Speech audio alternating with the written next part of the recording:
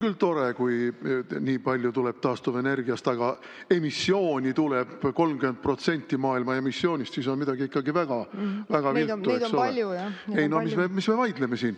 Kui ma vaatan nüüd seda teie komisjoni koosseisu, siis see koosneb inimestest, kellel puudub absoluutselt kompetentsus keskkonnaküsimustes. Nendel inimestel tegelikult keskkonnaküsimustes kompetentsust ei ole. Nii et siin rääkida sellest, et nad seal nagu teavad paremini kui Rain või Martin, ei vasta tõele. Ja valetate teie. Valetate teie, et taastuvenergeetika on odav ja taastuvenergeetika saab kompenseerida fossiilseid kütuseid. Ei saa. Teie valetate. Ja valetate sihikindlalt ja häbenemata.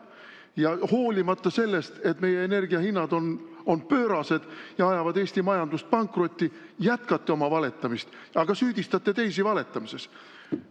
Ega mul ei olegi midagi küsida, lihtsalt kommentaariks kõigele sellele.